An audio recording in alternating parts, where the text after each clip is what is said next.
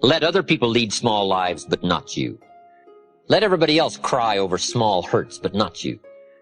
Let everybody else argue over non-essentials, but not you. Deal in things that matter. Make sure what you do is the product of your own conclusion. Take advice, but not orders. Let everybody around you be helpful, but then put that through your own mental computer and make sure what you do is the product of what you've concluded based on all the input. All of us should be students of inevitability. Without kidding myself, if I keep up my current daily practices, where will it take me in 10 years without being disillusioned? I don't want to just cross my fingers and walk the wrong road. I got to learn to look into the future called inevitable. Human beings can alter the course of their life. Human beings can live one way for 5 years, tear up that script, live a totally different way the next 5 years. The first 6 years of my economic life, I wound up broke. Second 6 years, I wound up rich. Someone says, don't you have to do the second 6 years like you did the first 6 years? And jot this down. No. No, you don't have to live the second 6 years like the first 6. You can use all the information and all the advice and repairing all of your mistakes and adopting a new and refined philosophy so that the next 6 years can be totally different than the last 6. Now here's the next note to make. 5 years from now, you will arrive. The question is where? This is for mature people now. If you keep up your present disciplines and keep up the present pace that you're on, where will you be in 5 years? Boy, it's easy to say, hey, I haven't really thought about that. So now make this note. In 5 years, here's the probability. You will either arrive at a well-designed destination or an undesigned destination. Well-designed or undesigned. And I promise you, 5 years from now, you really don't want to arrive at an undesigned destination. Because you may very well wind up wearing what you don't want to wear, driving what you don't want to drive, living where you don't want to live, maybe doing what you don't want to do. Simply because you didn't design a better destination. 5 years from now, I wish for you to arrive at a well-designed place. A place of productivity. A place that'll make you feel good about yourself. A place that'll give you honor and respect. A place that'll give you influence to touch other people 5 years from now that you couldn't do today. Where will you be in 5 years? The first thing you start changing is what? Your philosophy. You start changing your mind. You start changing how you think. You start picking up new ideas and information.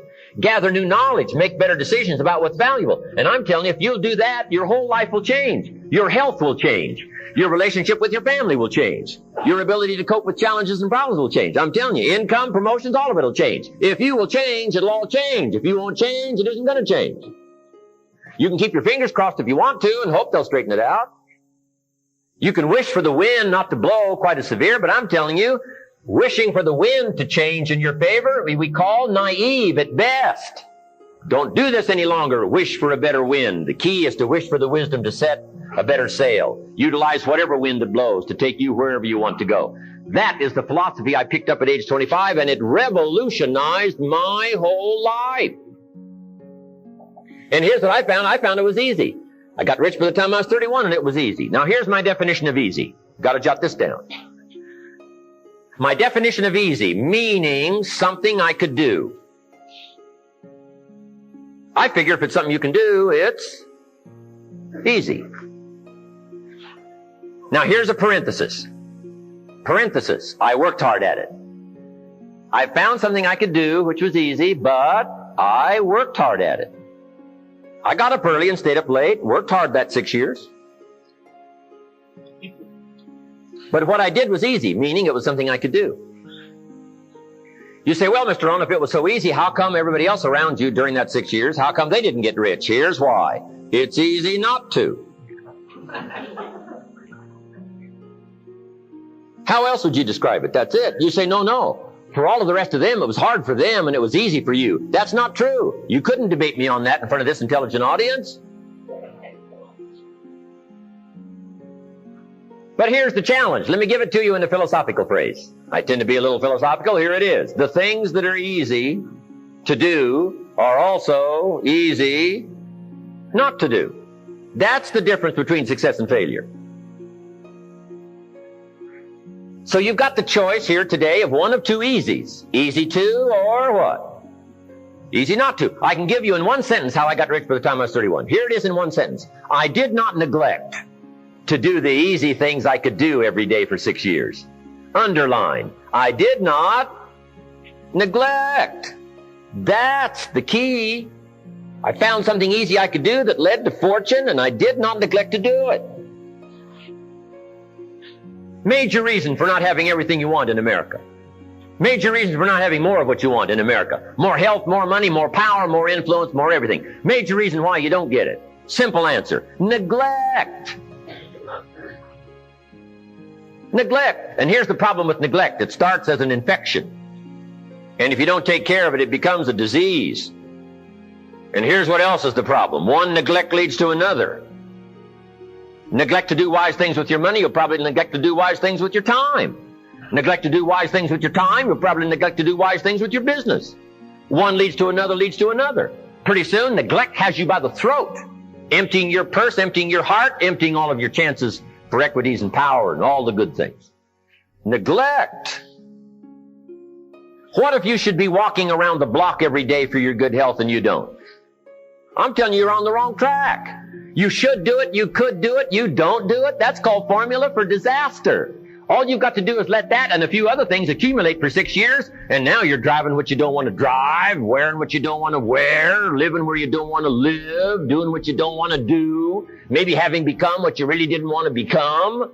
I'm telling you, that's it. Just neglect along, drift along, and it's got you by the throat. It'll take all your values, leave you with just a little bit of dust in a summer wind, and it'll soon be gone. I hope I said that well. That's it. It's where I found myself at age 25 until my teacher came along and said, Mr. Rohn, up till now you've messed up. Let's see if we can't clean that up, change it all. I did. Changed my life. Not just the money, all the rest of the values that came pouring in when I understood that it was me. It was me.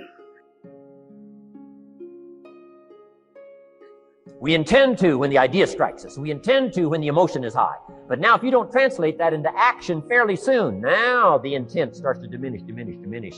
And a month from now it's cold. A year from now, it can't be found. So act. Set up a discipline when the emotions are high and the idea is strong and clear and powerful. That's the time to set up the discipline. Somebody talks about good health and you're stirred. Say, right, I need to get a book on nutrition.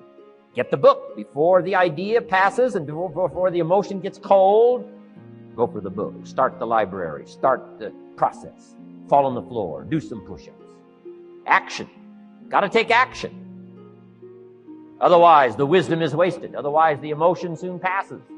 Unless you put it into a disciplined activity. Capture it. Disciplines is called how to capture the emotion and how to capture the wisdom and translate it into equity. Disciplines. Now, here's what's important about disciplines. All disciplines affect each other.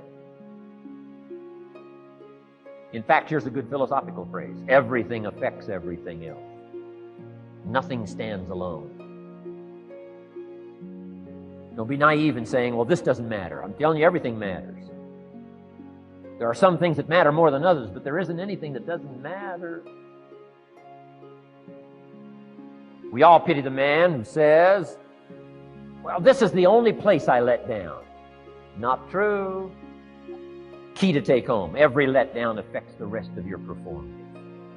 Every letdown affects the rest. This is part of the educational process on personal development.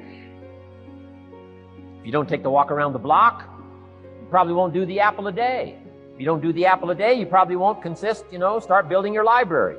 If you don't build your library, you probably won't keep a journal, and you won't take pictures, and you won't do this, you won't do wise things with your money, won't do wise things with your time, won't do wise things with your possibilities and relationships, and the first thing you know, 6 years of that accumulated, and we say you have messed up.